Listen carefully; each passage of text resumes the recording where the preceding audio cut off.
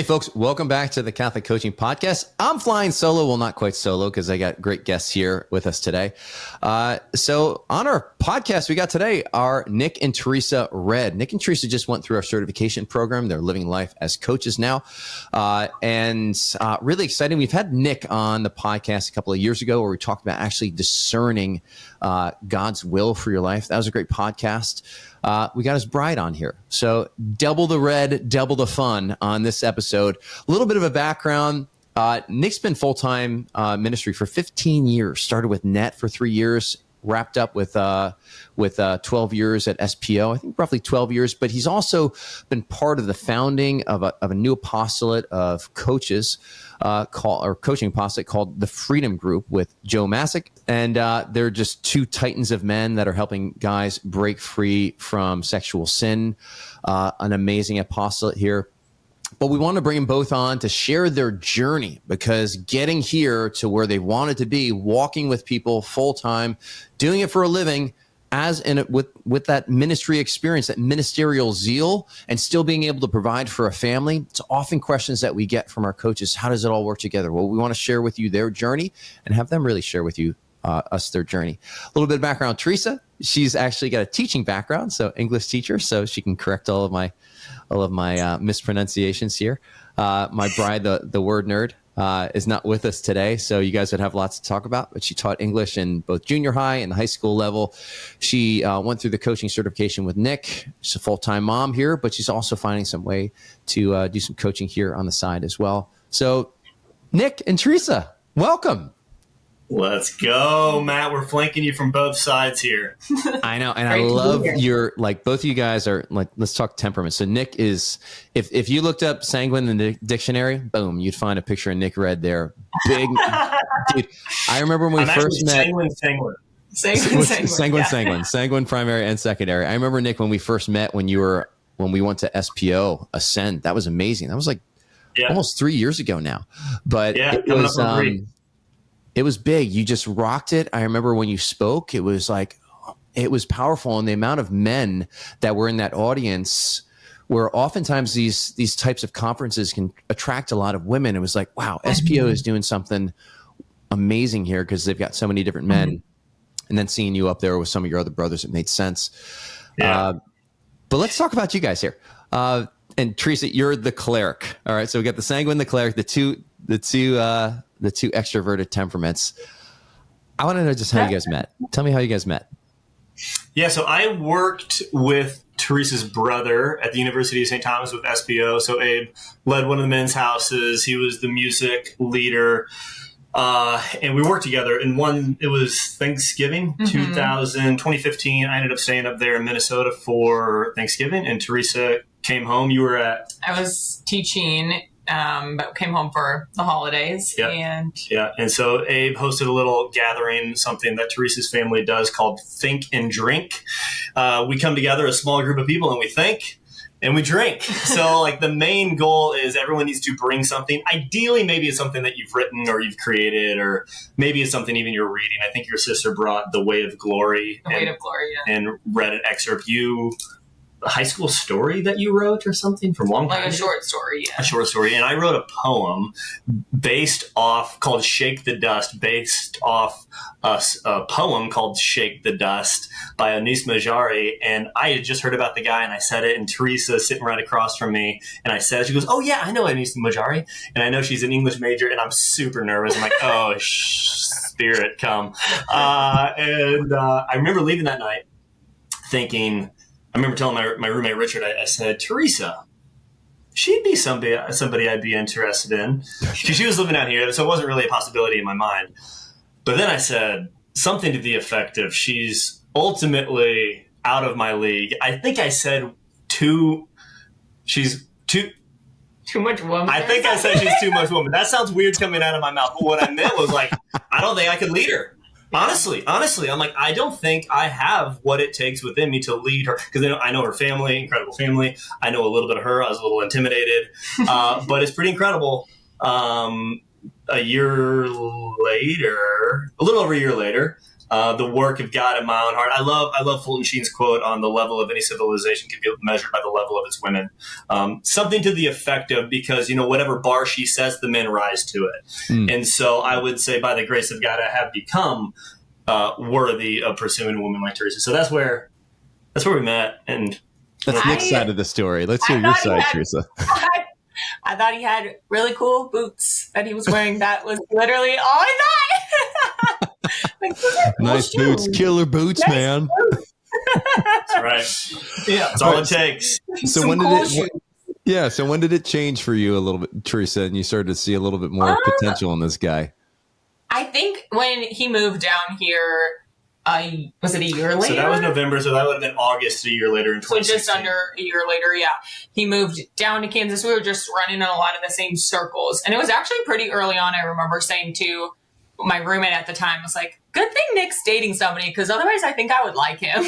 And you were dating somebody at the time. So we just actually built up more of I thought it was a friendship. He said more of like acquaintanceship. Oh, I'm weird about can men and women be friends. It's like, define your terms. And so usually one of them likes the other one, I've loosened up a little bit on my strictness of defining can men and women be. That could be a whole rabbit hole we will not go down the right now. Yeah. We were friends. It was helpful because he was dating somebody, so we were just, it wasn't really on the table for a while. So, yeah.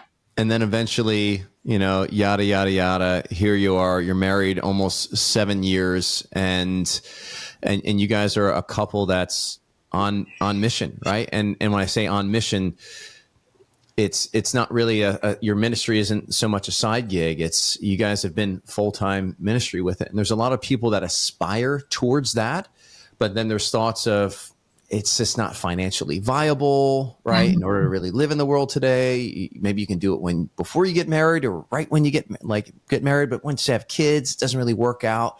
Like, what was it like for you guys just being kind of the early parts of your marriage, being married, and like at this point, Nick, you're working full time for SPO. Right? Yeah. What was it like being a couple that's on mission together? That's a great question, Matt. And it's cool because God continues to stretch you, and you can connect the dots looking back to decisions we're able to make today versus 7 years ago. It's a little different of what he's done in my heart, what he's done in your heart. So yeah, full-time, ministry requires, as with SBO at least, and many others like Focus and Net, where you do fundraising. And so that was a thing where it's like, okay, because your desire was to stay home full time. It's like, how are we going to be able to do that? Right. And so I started for the second time, actually pursue the path of counseling, because I've always loved working with people. I've seen a lot of physical healing in my life, and I'm like, I feel like there's like some inner healing and that the Lord has for me to work with people as well. And I love working with men. And so I'm like, well, maybe counseling is it. And so I pursued that path, and you really like that idea. I think it felt more stable. So we would kind of know, it's more of a traditional job. You get some letters behind your name. You get, you have clients that pay you. Maybe there's some insurance involved. It just felt more like concrete and stable than ministry. Yeah. And that's a big, I think, finances and stability. And that was a big area for me where there was a lot of fear and just kind of an unconverted part of my heart in some ways, Which is funny looking back now, because as I've got friends that are going into counseling right now and starting off at school, I'm like, we're living in a really interesting time where, ultimately you can make more as a coach. Basic economics and basically how the world works is, can you add value to my life? And that's what really people really care about. And I almost don't care if you have letters after your name. Right. And sometimes people are almost like a little more suspicious, which is interesting. Yeah. It's an interesting time. Yeah. Where do you want to go into $40,000, $50,000 in debt? And it's not just like, similarly with the coach, you don't just put up your shingle and people just come to your counseling office. Right. Maybe you get in under somebody else with those fees that you pay to them. And so that's supervision. Anyways. Right. I had decided it was more stable. Now I'm like, I don't know if it actually would have been, right. And so the Lord, just with ministry, when there was a decision to stay. And I had decided to leave SPO, actually. I decided to leave SPO in early May. First year of marriage. First year of marriage. Yeah. So we got married in December 28th. That May, I had officially left I had decided to leave SPO. We had to wrap up stuff. I was one of the people that were honored. I got my St. Paul statue that says you're leaving. And then on May 28th, I think it was, had a conversation. I'm thinking, I think I need to stay. And that was I pivot quickly. Mm-hmm. I live for the pivot. Let's go this way now. And Teresa, you don't. And so like, what are we doing? I'm not there. Catch me up. Totally. Yeah. And there were some tears. For sure. I was like blindsided by it. Yeah. And all that to say there's a lot that happened that week in your heart. Mm-hmm. And eventually you were like, you said, I trust you, Nick, whatever decision you make. Right. And we made a decision. And then the Lord's blessings started coming. With people saying, there was one moment where we sat down with a friend of ours. She's like, Nick, I want my parents to meet with you guys and talk about potentially supporting the mission. Mm-hmm. And we sat down, and I said, basically, I asked for like $200 a month or something. And he said, there's more details to the story, but I'll keep it simple. He says, okay, so I'm the type of guy that makes decisions pretty quickly. We kind of already knew what we were going to do before we came into this dinner. And he said, we're not going to be able to do the $200 a month. We decided we want to give you $1,000 a month. I'm like, oh, we were both like, oh, that's. I'm just gonna pick my jaw off the ground. that's different. Yeah, that's different. And what's helpful about fundraising and doing personal support raising, there's a lot of different things that are helpful about it and really cool once you get over the insecurity and the fear and the lies and the mindset stuff. Totally, right? A lot of mindset stuff. It's all mindset. Pretty much. I mean, dude, yep. But what's really cool is you position yourself in the truth that God is provider. And first I ask him, and then I'm going to ask others. And really everything I have is his. And it's cool when there's like very clear breadcrumbs that they're like, oh no, that like this house that we're in, we technically bought it from the archdiocese. Mm-hmm. And there's a whole story there. That God, when you follow his call, and I don't want to be too abstract about this because we can put bullet points under that general holy spiritual statement of God's provision, but it's very real when you start to follow him and he provides. And then within ministry, sometimes you got to get really creative, whether it's speaking on the side or getting other, but not out of fear, but out of trust. And he provides. And continuing to discern, is this his call? Like, are we still in our lane here with this speaking gig or whatever? Or host or having people live with us, which has been an incredible blessing for our family and for those people that have lived with us. Mm-hmm. And so, I don't know, anything else you want to? Yeah.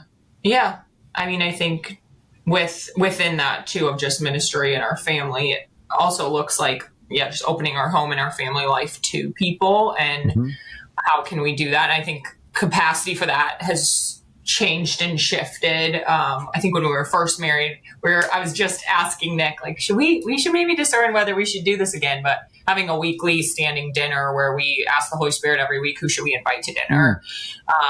And like, can we fit that into we used to do that. Can we fit that back into our life? Is that something we want to make space for? You're talking about recently talking about. Yeah. We used to do it when we were first married. Just every Thursday we had somebody over for dinner and we would pray about it and ask who we should have. So there's just other like, when you're in ministry, I feel like it's easier to have a mind for that of like, our family and our marriage actually can be a gift, hopefully, to others as well. Yeah. Are we being intentional about that too? Yeah.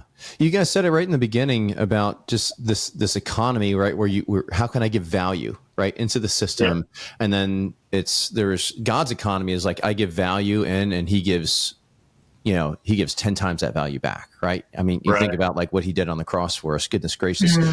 I think it was Jose Maria Escriva who says, what we get in return is very little for what God asks us to put in to the system here. Also, something just from y'all's story is like you had that decision point, right? When you first got married, Nick, you had that pivot, you guys weren't necessarily completely yoked, but eventually you got to that place where at least there was like, okay, we're choosing to go through this together. Teresa. Right. I mean, I'm curious even if we can dive in a little bit more for you, Teresa, that you already brought up the fear and that was behind it. What was it like moving from I'm shocked where my husband suddenly wants to pivot, I thought we were going over in this direction, to all right, Nick, I trust you. What was that journey like? Yeah. I mean, I think there was, a lot of, I mean, I can really picture myself on the couch, like praying and journaling. There was a lot of prayer involved. I think a deep desire to be in unity. I don't like when we're off. So my prayer that I was kind of crying out to the Lord was like, if this is what you have, get me there, move me there, like speed this up so that I can be at peace. And I prayed that every day with some tears, like, get me there. I want to be there if this is where we're supposed to be. And it was kind of miraculous. It just, within less than a week, I was at a place where I wasn't just saying it. I meant, like, in peace, I meant, I trust whatever you decide to do. You know how I feel. You know my concerns. I trust you. And that's another big priority for me is I do, even in situations where maybe I know or think that I could do it better, I do want Nick to lead us. And so giving him opportunities like that to be like, I've stated my case, you know how I feel, I want you to make the decision. So I love doing that. That's where I always want to get to. I don't want to fake it or force it if I'm not there, but that was kind of the cry of my heart to the Lord was like, if this is the right thing you have for us, get me there, miraculously bring me to peace. And he really did. So, yeah. I'm curious, was there anywhere in that prayer where it was just like, and if you don't want this, then Lord, bring his heart, move his heart to be more in alignment. Yes. And I've prayed that prayer actually a lot with Nick, because this isn't the first time that he's pivoted quickly. And I've been like, why? High activator. They do it. Yeah. So, I mean, the prayer is foil it, Lord, like foil this plan if it's not yours, like mess it up. You can close the door. I don't know what you're doing here. Yeah. I don't claim to know what's best. I have some thoughts. So, and he has done that. Like another memory that's coming to mind is March 26, 2020. Funny time in history, where that was the due date for our first child.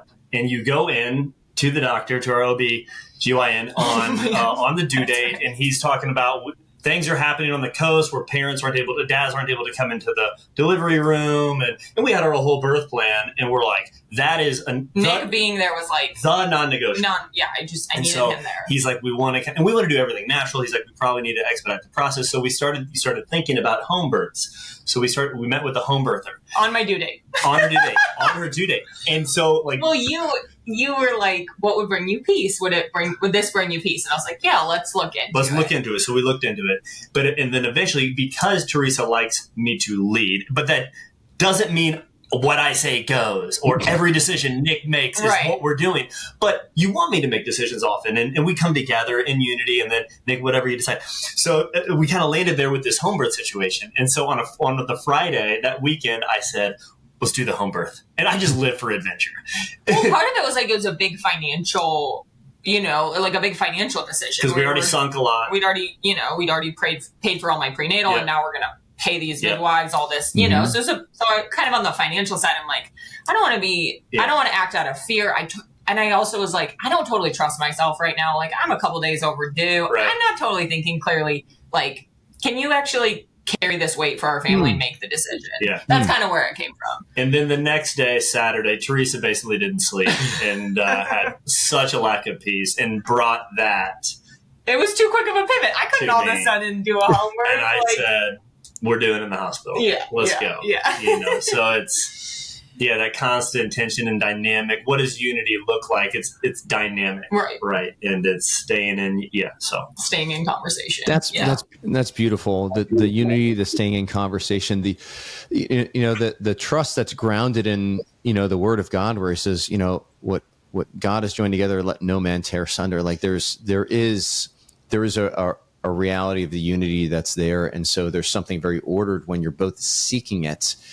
And in a spirit of docility, recognizing first when you're not in unity, which I think a lot of couples, they don't do that, right? They gloss over it. They ignore where they're not necessarily in unity. And that just exacerbates the problem. But you guys here, and this is like a great formula here, I think, for any couples that are listening, when you find yourself in that that you're not in alignment, share that, right? It's beautiful when you can share that with your spouse. And some people aren't necessarily in that point in their relationship, right? Doesn't mean that we're not seeking to move towards that ideal, right? But at least being able to share your heart fully with the Lord, because when you ignore it, it's not only your spouse that's not seeing you, you're not seeing you, and that has a double, painful effect. So at least allowing yourself to be, naked without shame before the Lord, so to speak, who has the power to change hearts, your hearts and your spouse's hearts. Totally. There's something super powerful there. I want to highlight also, just in your journey here, as we kind of pivot to talk about just the discernment to move into the full-time coaching. All right. Because eventually it just got to it. There was a point where there was uncertainty across the path of leading, staying within ministry, right? Especially in the financial uncertainty. Totally. And how you guys made that decision. You said, Lord, you are Jireh, you are enough, you are provider. Come on. And then suddenly the Lord multiplies your ask, right? In that one case, and starts providing. Right. But that happened after you guys made the decision in faith, right? Didn't happen beforehand, happen after, which is typically how it works. Nick, you and I, we were talking a lot when you were making a transition out of SPO and going back and forth. And so I'd love to hear, even Teresa, your side of the story. Bring us into a window of what that transition was like. I know you left SPO officially earlier this year, right? Yeah. What month was it? May 31st was my last day. So June 1 was officially, I launched. Yeah. Right. Okay. So as we prudently built up, but there was still risk. And so, we could share that. Okay. Yeah. And tell us about the whole journey, like even from like the inception of Freedom Group and the point, because there was times where you're like, you were all in for Freedom Group and then you backed out at one point. You're like, I'm going to stay. And Joe felt that pivot, just like Teresa. Yeah. So it was a little over 2 years ago, right before Pax Michael, our first boy, was born, that things were stirring in my heart, and I was reading some things like Becoming a King by Morgan Snyder and some John Eldridge stuff, and things were resurfacing of what really burns in my heart.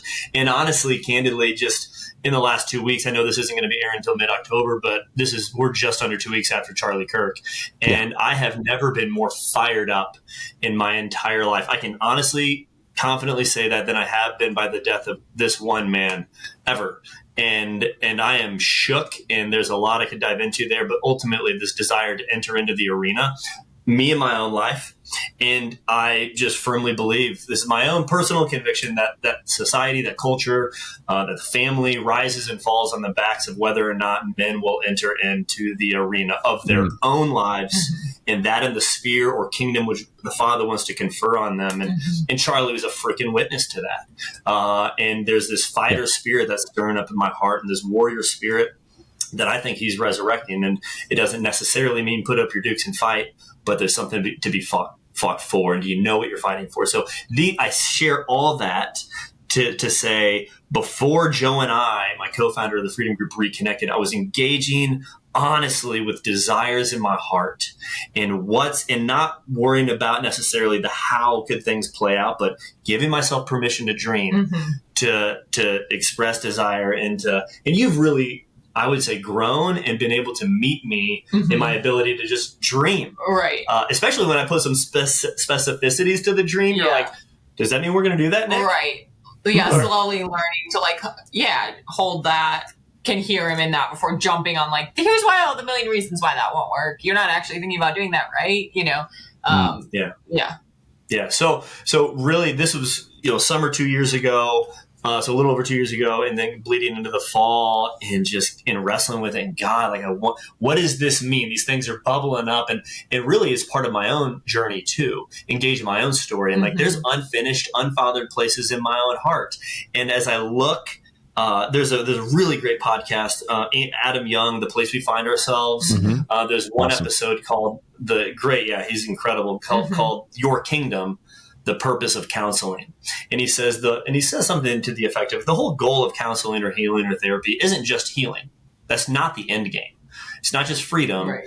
It's to reign as a king. To rule is freedom. To what end? To rule, to reign. And we rule as servants ultimately. And he asked 3 questions in that episode to kind of discern what's your kingdom. And he says, what do you love? And he breaks that open. Like, what really makes your heart come alive? And what do you hate? And that's really interesting how he breaks open that word. He goes, we don't talk enough about hate. Yeah. Like in like, what do you hate and why? He's like, my wife hates cancer, and his wife is an oncologist. And he goes, I hate cancer, but my wife hates it. Right, and she's dedicated to her life to eradicating it. And then, where have you been assaulted? That's a really good question. It's a really key question. So engage in your own story. And so as I engage my own story in those unfathered, unfinished, uninitiated places in my own heart, I'm like, I long for more of this, and I want to be a part of this within other men's lives. And so that's kind of the general beginning of what do I want, and being honest with it. And then Joe and I reconnected. And then it's really cool to hear what God's stirring in his heart. And he's like, Nick, I want you and I both know that 90% of men that we have worked with over the last 14 years struggle with pornography. And that's a big part of Joe's story, sexual abuse, not my story to share, but he's really open about it. And we start having the conversation, and we start dreaming a little bit, like, what could this look like? And we start building out a curriculum. And that's when you and I started talking, and there's, I started getting excited about this, and dreaming's fun. But then you start getting practical. It's like, okay, this could actually be an option. This could actually be an option. Okay, then, well, how can we make money on it? Because the reality is, number one, I could be a street, light out in the world, but if my light at home goes out, like, forget all of it. And so being, there's the providing, the reality, okay, and there's insurance and all that sort of stuff. And so I started wrestling with, feel free to hop in whenever, but I started wrestling with, okay. And then SPO was like, well, why don't you just do that within SPO? I'm like, okay, maybe I do. So I was back and felt safer. Yeah. There's pros and cons. There's pros and cons of doing your own thing. Keep our support team. Already had a fully funded support team, making pretty dang good money in ministry. As far as ministry goes. As far as ministry goes, we were fine. We had people living with us that helped as well. We were safe. We were comfortable enough. We had insurance provided, and so there was. And you might remember key points along the way as well of just discerning this call to jump and really go after something. But with the pros and cons of doing it within an organization already established is safety net. If you don't do any, if you fail totally, you're still getting paid. If you get no clients, at least you're still getting paid. That's how it would have been with SPO. But you're probably limited in your autonomy, and to really be honest about what's in your heart and really go after it. Yeah, and where you spend your time, like that's a piece. It's not like you're fully funded and you can do whatever you want. Right. Like there's real a time commitment, and in a lot of ways that's the one resource that you can't get more of. You always get more money, and like can't get more time. Yeah. And I feel it. And I was talking to a guy today on the phone. We had talked for 30 minutes, and he asked, can you get together in person? And I'm just, every time you say yes to something, you're saying no to others. And it's like, time is and we got to discern that well and not be too like scarce-minded or with, scarcity minded with that. But, and then the pros and cons of doing it on your own is total autonomy. Freedom to do it as you want, but which can sometimes be terrifying. Which can be terrifying because if you don't kill, you don't eat. And there was some other options as well along the way that kind of presented themselves. And I don't know if you remember some key things that were helpful to getting clear on the call. Yeah, I think that's what I was going to say is the two themes that I had heard throughout coming up for Nick were that he really wanted to work with men. And since we have been married, he has always wanted to do like that entrepreneurial spirit, like to go off and do something on his own. And whether it be practicals or fear, there's always like some good reason not to stay in the safety net kind of instead of going off. So those are two things that I just kind of heard on a heard over and over again, right? Like do something on my own and work with men. And so I think that was just really clear to me. And so when different opportunities came up, I was pro freedom group kind of from the beginning. Like, you should do this, which is, it's fun that we shared the previous story of how upset I was when he was going to stay with SPO. So to be pro the risky move, it was crazy. Kind of shows the transition and growth, and just like growth in our marriage and getting to know you, and all of that I could be like, no, we should jump. We should do this. I want this for you. I want this for us. You're going to like, and kind of a thought, like, you have to do this sometime. Like, you have to try to do it out, like do this on your own some point. This dream has to like breathe. Why not now? You know?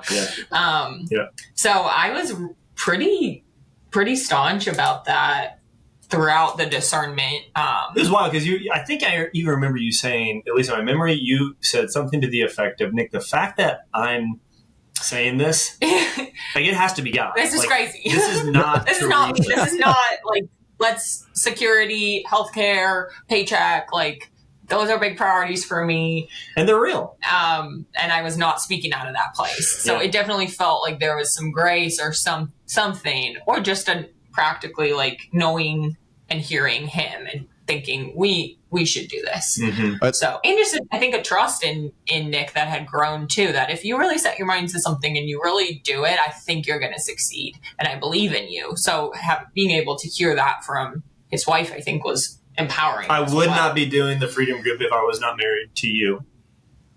If you hadn't had my support. Totally. I've never experienced in my life the power of a bride or my Ezer Kenedgo, right? My helpmate, honestly, to be able to pursue the call that he's given me. Like, you've empowered me so freaking much and given me faith and confidence, like, in myself. Like, we wouldn't be where I'm at today without that role that you've played, which is pretty cool. Praise God. Because that's not where we were when we started. Guys, it's really special. I mean, like, that's, what the Lord has done in your life, and just the freedom, so to speak, that you were able to approach some of these invitations that you were discerning. And I want to lean in a little bit more to the discernment here, in terms of just what was your accompaniment ecosystem? What was your good counsel that you guys sought? So, how were you praying through this? And maybe, Teresa, if you could kind of share a little bit, like, what was create a window into your good counsel with the people that you were talking with, and even your prayer life. Will you share? Yeah. I think one anchor for us throughout, we had both been really struck in Jacques Philippe's Searching for and Maintaining Peace. There is a line he talks about where, and you might explain it better, but essentially, when religious orders start, they build buildings without money. They, and he gives a few examples. So, like, the priest goes up and he prepared, but he decides to set the sermon aside and preach from the heart. Like, those moments of risk. And he described it as jumping out of a helicopter. If you jump out, and you have a parachute, you're going to feel yourself caught when that parachute opens and feel yourself lifted. If you never jump, then you're going to constantly ask, does the Lord provide? Is he here for us? I don't know. I've never really felt that. If you don't take those risks, then you can't feel I'm actually being carried here. My parachute just opened. So we, even as this was first coming up for Nick, we really anchored ourselves on that word of, I think we need to jump at some point. Now, let's make sure that there's actually a parachute in the backpack. Like, let's make sure that's there, because we don't want to just jump and God's like, there's no, I don't put a parachute in there, guys. I didn't tell you to jump. That was somebody else. I'll try to make sure you don't die, let's make sure, let's do our due diligence and make sure there's a parachute. And I think practically Nick started working with the Freedom Group while still working full time with SPO. So that was kind of our, let's see if there's a parachute here. Like, we know there's a need, right? Like, we know there's a need, but is anyone actually going to be willing to pay for this? This service, I guess, that you're providing. And so kind of walking that for a year, was it a year, essentially? Less than a year? A year. Yeah. A year where we still had our paycheck, we still had our insurance and that sort of thing. And then kind of could see like, no, I think this is happening. It has some momentum. It didn't mean it wasn't still a jump and it wasn't still a risk, but I'm not totally answering your question, but I think that that word was really an anchor that we came back to. Like, should we jump? I think we need to at some point. Is it now? When is it? Is this the thing we should, is this the spot that we should jump out into? Yeah. But yeah, beyond that, like I had, dear friends check in with me and ask me about it. And my response is always, I feel really peaceful. I'm weirdly feeling really peaceful. I hope I'm not, blindsided, but I just keep feeling really peaceful about it. So there wasn't a ton of wrestling or counseling or that I needed to like work through. And even when I was going through the coaching certification, I don't know that I brought the Freedom Group and jumping into that full time. I don't even know if I brought that up one time to be coached on. I wasn't in my head about it a lot. There was just, that might be really unrelatable, but there was a lot of peace. Yeah. So probably less so peace throughout the process for you than I had. Yeah. Yeah. Mine mainly was in my men's group. I was processing, excitement, dreams, desires, but also fears, insecurities. And I don't know when the movie came out, but Maverick, Top Gun, God spoke to me so much through that movie. So much in many, many ways, but one of them, and Drew Foster still calls me Maverick. Does he? He's texted me Maverick. That's awesome. He's in our couples group the last couple of years. So we do couples and then men's and women separate. Just this don't think, just do. There's a part of that. And just also what's so cool about him, and there's probably a hole in the plot where, 20 years later, however much long after he was just a pilot, he's still just a pilot, where Iceman's up and he's like at a general level. And I don't know if that would happen. You would know more than me if that would still happen, where he's just flying planes still. But what resonated with me is I watched that. What do you call it? There's Lectio Divina, Visio Divina, or something like that? Yeah, Media Divina. Media Divina. He speaks through everything. It's hilarious. Yes. But I'm like, man, I just want to fly planes. I just want to do the stuff. And my path within ministry was really headed towards more managerial, supervisory. Yeah, Iceman sort of stuff. And again, it's just being honest with desires. Like, I've been told that if I'm going to increase my impact and scope and scale and leadership, I really got to scale up here and let the other people do the stuff. And there's like something to that. But I mean, you got Maverick leading his class and flying at the same time and showing that it's possible to be done. There's another leadership there, more like kind of player coach level and on the ground with the guys. That's my heart.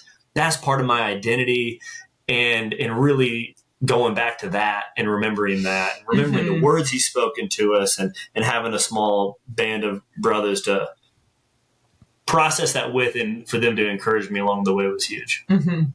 Yeah. Beautiful.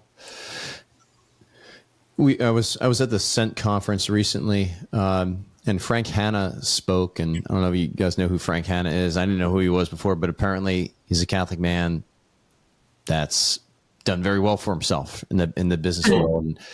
And one of the things that he shared was about, starting a business, and kind of goes into the entrepreneurial zeal that you have, Nick, that, Teresa was talking about. And by default, Teresa, when you're married to an entrepreneur, you got to have a little bit of it yourself. Right. Right. And one of the things he shared was how entrepreneurs really embody the virtue of hope. Right? Because when you hope for something, you can't see that which you hope for. It's somewhere in the future. But there's a belief that's in you that what you see that's not yet visible will be made visible, right? So the Freedom Group, right? You started out with some dreaming, right? And at one point with you and Joe, Freedom Group just existed in your mind, right?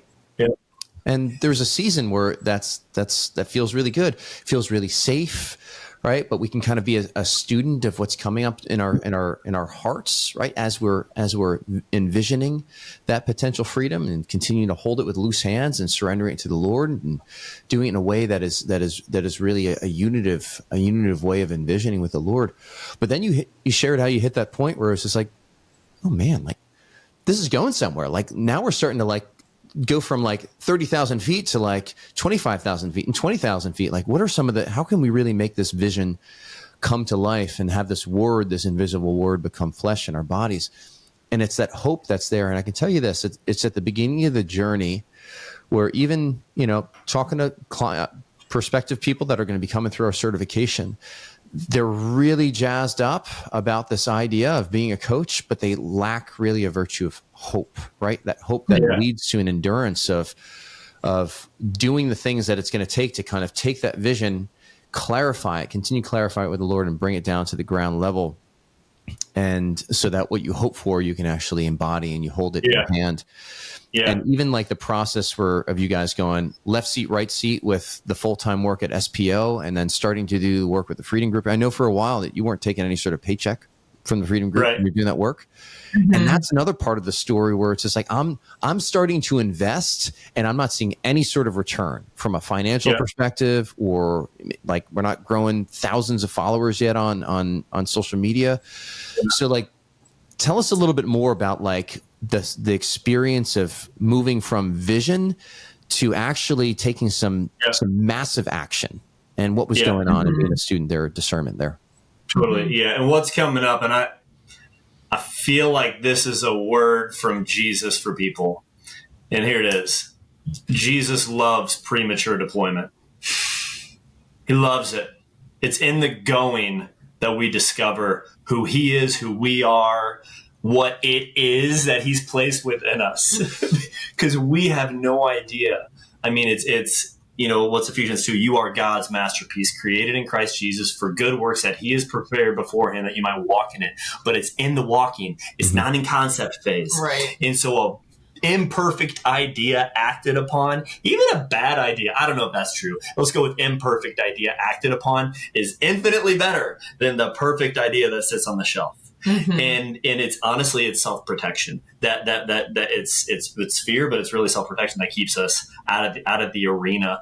And so for so often, that's what it has been for me, but having a partner too is huge. And so it's like, hey, we're going and we're getting in, and that's, let's start the first group. And it's like, well, our curriculum's not perfect or it's not even done. Mm-hmm. We know what the next week is. Honestly, we know what the first 5 weeks are. We're starting. And you gotta okay, let's tell the world that my book's coming out in 5 months. And how do you set yourself accountable to these things? Well, you start a group and they start paying, and it's surely is discounted because you're just starting in beta, right? But you still want to give them a good product. But what we told ourselves was, as the fear comes up, it's like, well, we're working with people right now. If we wait for 2 years and then we got the quote perfect thing, we're never going to get there to the perfect model or perfect program or perfect curriculum. These guys 2 years later still haven't been worked with, right? Mm-hmm. And so we launched, and we just, amidst the fear, and we iterated and we discovered as we started working with guys like, oh, Joe, I think next week's content should be this because of how this group was. And we believed that the Spirit was leading it. Mm-hmm. And with these particular people working with us or us working with them at that time, God just lives in the real. He lives we got to live in the real, in reality. And it's whatever the discernment is. It's like, bro, have you even met her? Do you know her name? Okay, well, just quit discerning and go introduce yourself. So just act. Right. It's the go of the gospel. It's the kingdom comes by going. And I know I'm kind of being a little abstract here, but just starting and figuring it out, and still being confident, not a fake confidence, but there is something to fake it till you make it. There really is, because this confidence, you can bestow confidence on your client. Like just with your just showing up fully and not saying, oh, I don't really know what I'm doing. I mean, you probably shouldn't be paying me. They're like, okay, I'm not going to value this then, And so just being not this fake confidence, but a humble confidence of the call, and entering in, and I'm imperfect with it, the fear of the imposter still comes up. Yeah. Hopefully my clients aren't listening. I'm just kidding. No, I mean, but like really, but so is that making, I don't know if that makes sense. Yeah. I mean, it kind of, I'm thinking of, I think it comes up for you, and I think for a lot of people, of like, if I just get a little more training, or if I just like Nick will bring up different things that he wants to do. And there's a goodness to professional development and honing your craft and growing. But if it's out of I don't think I actually have what it takes to serve these people, versus I just want to do better and serve better. You know, it's the same thing, but it's a slightly different tone. Totally. You know what I'm talking about? Oh yeah. So I think, that comes up of, and I would say that to you a lot, of you have been working with men for 12 years. You have like just reminding him of all the things he has that make him so prepared, so well equipped to do this. And just reminding that you aren't just, you're building this as you go. That's true. But that doesn't mean you're not still offering a really amazing product to these guys. Just because it hasn't been sitting on the shelf for 2 years getting tweaked doesn't mean it's not still incredible. Yeah. So that's good. It's how everybody starts too. I mean, like, let's be honest. Like most people, they don't necessarily see people or recognize people until they're about 5 or 6 years in. And there's been a whole mess of iteration that's going on behind the scenes. I mean, the Beatles were playing at a lot of back alley bars, prior to like really taking off. Right. Sadly, nobody knows who Pete Best is. They're like, what? He's like the drummer that was with him almost until right before they got famous. But like even this whole concept that you're talking about, the imposter syndrome, right? Where there's this self-doubt that you don't necessarily have what it takes. There's like, we talk about the mindset. And this is where like the formation that you go through, you actually have to eat your own cooking, because so much of that imposter syndrome it's so much, the focus is all on the self. And versus what you were sharing, Teresa, where you're like, professional development is great, but like really where it's great is when you're choosing to enter into further professional development because love of your clients demands it, right? Right. It's no longer about having the accolades or the stamp as if there's like a magical stamp that you get and suddenly you can provide value to people. Right. It's like, no, that stamp is really indicative of like the investment that you've made and to be able to deliver value to the people that you love, that God's given you to serve. That's good. Having that other focus with professional development is huge. And you guys made that investment. And I want to like just even talk about like, so you're working in ministry for 15 years and walking with people, and you still made the investment in joining our coach certification. Tell me about that discernment process and why you both ultimately chose to jump in there. Part of it was an opportunity to do something together. Yeah. I value doing things with other people, and I get a lot more out of it, doing that. And so I think it was going to be both of us or neither of us. And so the initial thought was this could be really powerful, honestly, just for us. And the truth is that going through the certification, especially if spouses do it, it's worth it. It's worth the investment just for your marriage, and being mom and dad to the kids. So that was an initial excitement about it, of doing something with you, because the reality is you're such a support, and I'm doing a lot of stuff. I'm doing a lot of things where you're holding down the fort in order for me to do that. And there was an opportunity, particularly with the times that the cohorts were meeting, where we could both do it. And it's like, oh wow, we could actually both do it. Yeah.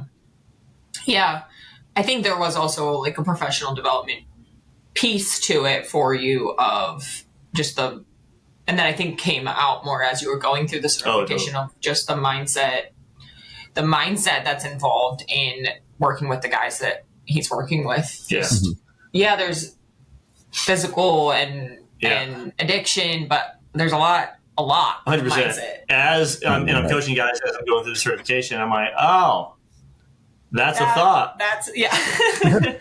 You're sitting there on a Sunday, you haven't gone to Mass yet. You know that they have confession right before Mass, and all of a sudden you have a craving. Oh, because that's an interesting thought. Let's get into that. Right. And so once you once you learn a tool, certainly, there's the whole, if all you have is a hammer, everything's a nail. But there's something to it. Like if you have a tool, it's like, oh, you start seeing stuff. Mm-hmm. Or you're shopping for a Volvo. All of a sudden, you see Volvos everywhere. I've never owned a Volvo. That's random, but it's a little different. But it's like, oh, you start getting some training and stuff, and like how the thoughts work gives you a new lens. You see it. You see it, and so that has been an incredible tool in the tool belt to help guys, particularly growing in awareness without judgment. Mm-hmm. The pre-judgment phase of the reason cycle, I love that. It's like, hey, let's just explore. I'm curious. I use that phrase a lot in groups and one-on-one. I'm curious. You should be too. What were you thinking in that moment? Yeah. Let's not judge it.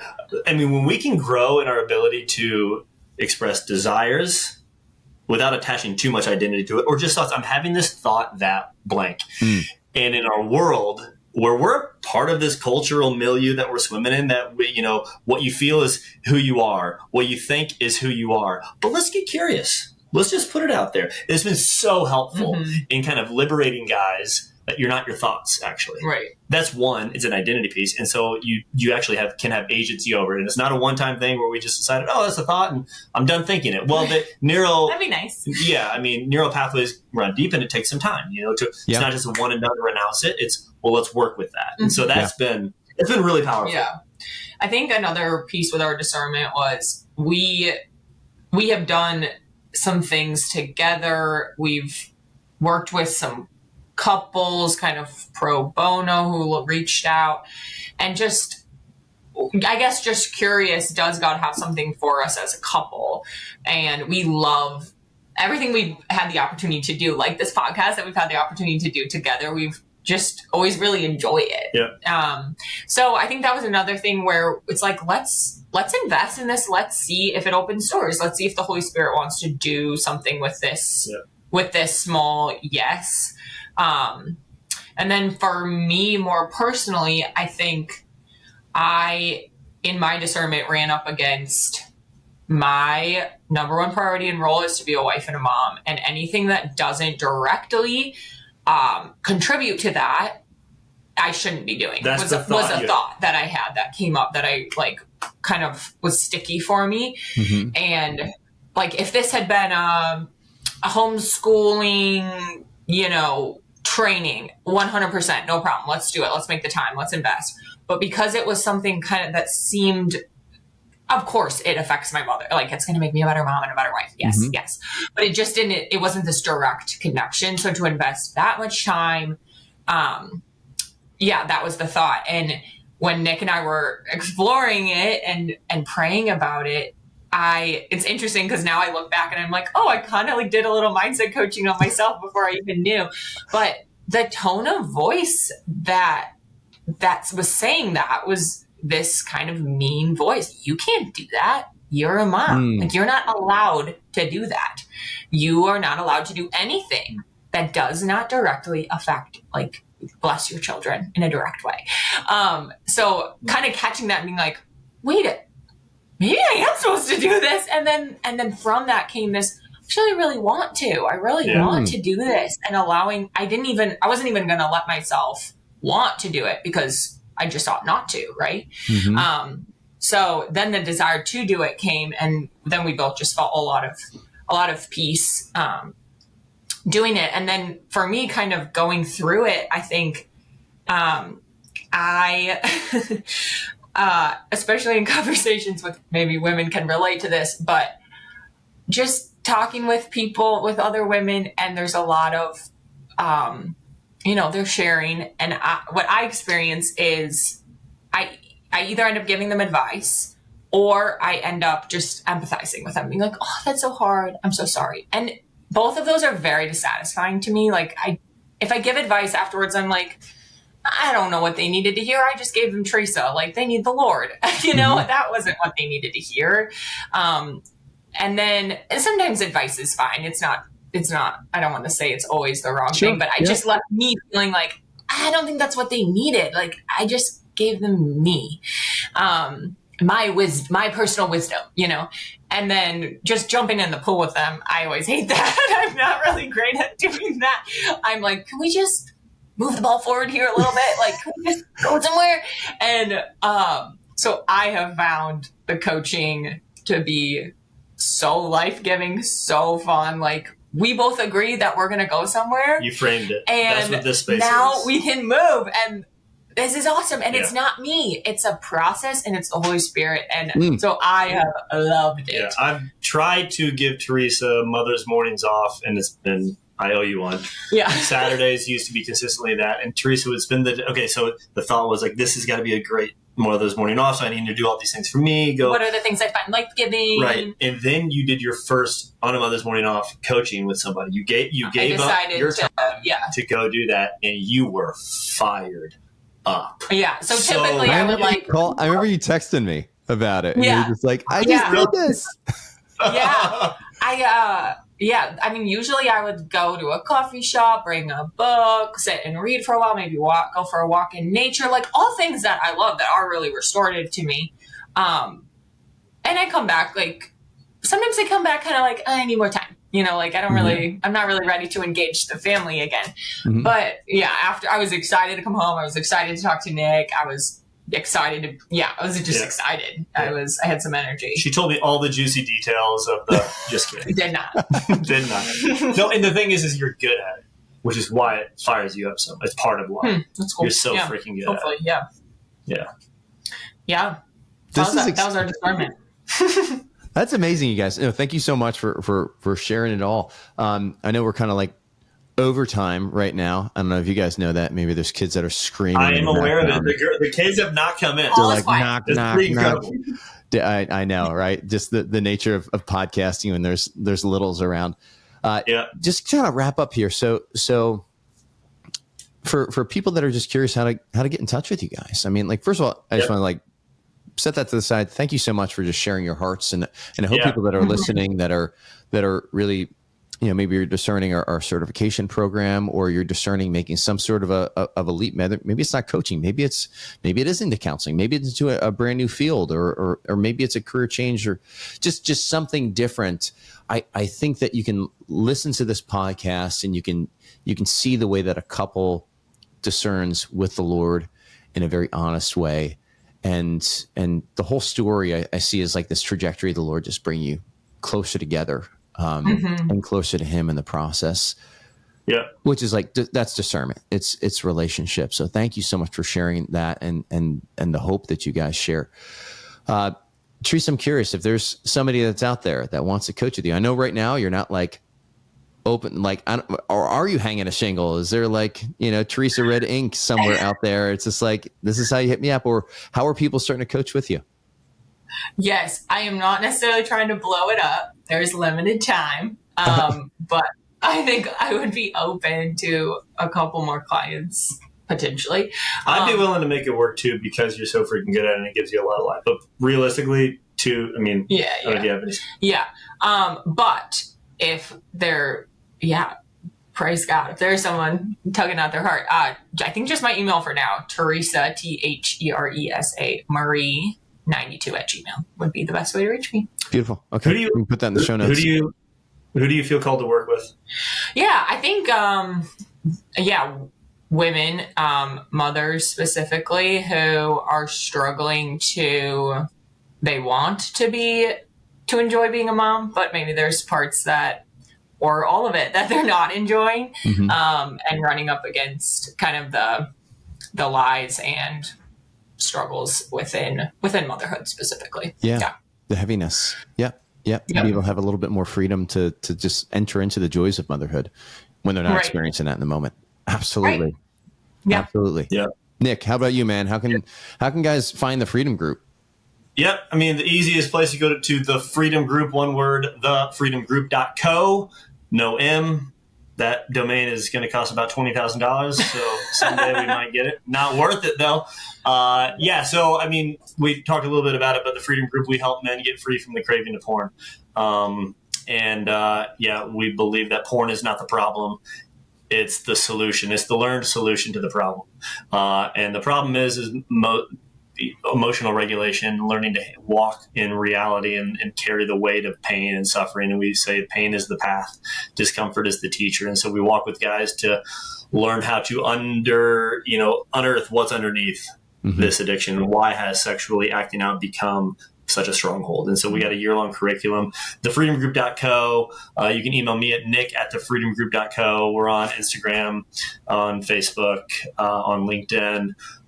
What's cool is if you go to the website, thefreedomgroup.co, a pop-up will show up where a free, really cool, probably just 3-minute assessment if anybody wants to take it, just to kind of gauge where they're at.